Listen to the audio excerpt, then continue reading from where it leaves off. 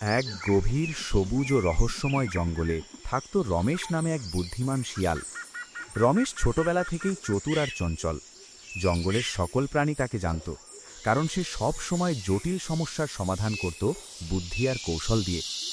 জঙ্গলে অন্যান্য প্রাণীরা তাকে ভালোবাসত। খরগোশ, বনবিড়াল, হরিণ সবাই তার সঙ্গ পছন্দ করত। কিন্তু রমেশ নিজেই জানত, বুদ্ধি থাকলেই সব সমস্যা সমাধান করা যায় না, সাহসও দরকার। একদিন জঙ্গলে নতুন এক হরিণ প্রবেশ করল। হরিণটি বড়, শক্তিশালী আর চোখে ঝকঝকে আভিজাত্য। তার দেহে সুন্দর শিং আর চলাফেরা ছিল রাজসিক। হরিণটি সবাইকে ডেকে বলল, আমি এই জঙ্গলের নতুন রাজা। এখন থেকে আমার কথা মেনে চলতে হবে। যারা মেনে নেবে না তাদের জন্য বিপদ অপেক্ষা করছে। প্রাণীরা আতঙ্কিত হয়ে পড়ল। ছোট ছোট প্রাণীরা দৌড়ে ঘর ভাঙল, আর কেউই হরিণের সঙ্গে কিছু বলতে পারল না। কিন্তু রমেশ ভয় পেল না। সে জানত, শক্তি দিয়ে হরিণকে আটকানো সম্ভব নয়। তার একমাত্র পথ বুদ্ধি এবং কৌশল। রমেশ রাতভর পরিকল্পনা করল। প্রথমে সে জঙ্গলের বিভিন্ন স্থানে নজর রাখল। হরিণের চলাফেরার ধরন, তার শক্তি, দুর্বলতা সব কিছু মনোযোগ দিয়ে লক্ষ্য করল। সে দেখল, হরিণ খুব অহংকারী, আর একা অবস্থায় কোনো জটিল পরিস্থিতির মুখোমুখি হলে সে সহজে বিভ্রান্ত হয়। পরের দিন সকালে রমেশ হরিণকে পরীক্ষা করার জন্য একটি ফাঁদ সাজালো। জঙ্গল পেরিয়ে একটি পথ তৈরি করল, যেখানে ঝোপঝাড়, পাথরের ফাঁক এবং ছোট ছোট গর্ত ছিল। রমেশ তার বন্ধু খরগোশ হাসানকে সাহায্য করতে বলল। হাসান দ্রুত গর্তগুলো ঢাকা দিল আর ঝোপঝাড় এমনভাবে সাজালো যাতে হরিণ নিজের শক্তি ব্যবহার করে বেরোতে না পারে। হরিণ সকালে জঙ্গলের রাজত্ব পরীক্ষা করতে বেরোল। সে পথ ধরে আসতে শুরু করল।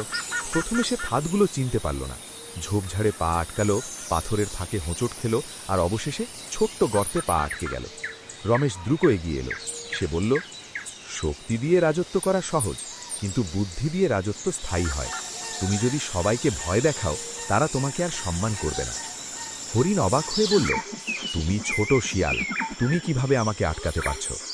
রমেশ হাসল, আমি জানি তুমি শক্তিশালী, কিন্তু তুমি অহংকারী, আর অহংকারী তোমার দুর্বলতা। আমি শুধু তোমাকে শেখালাম, ভয় দেখানোই রাজত্ব নয়। হরিণ কিছুটা লজ্জা পেল।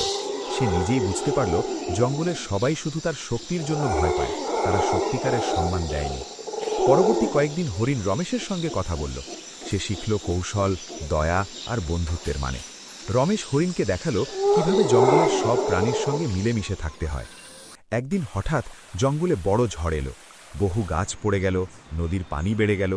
হরিণ নিজেও ঘাবড়ে গিয়েছিল, কিন্তু রমেশ তার বন্ধুদের নিয়ে ঝড় মোকাবিলা করল।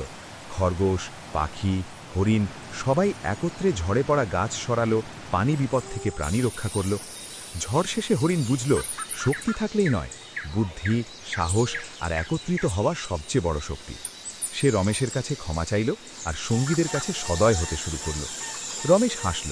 সে জানল, বুদ্ধি শক্তির চেয়ে অনেক বড়, আর বন্ধুদের সাহায্যে যে কোনো বিপদ মোকাবিলা করা সম্ভব। সেদিন থেকে জঙ্গলের সবাই শান্তিতে বাস করতে শুরু করল। শক্তিশালী হরিণও শিখল, রাজত্ব মানে ভয় নয়, বোঝাপড়া, দয়া আর বন্ধুত্ব। আর রমেশ শিয়াল হয়ে রইল জঙ্গলের বুদ্ধি আর সাহসের প্রতীক।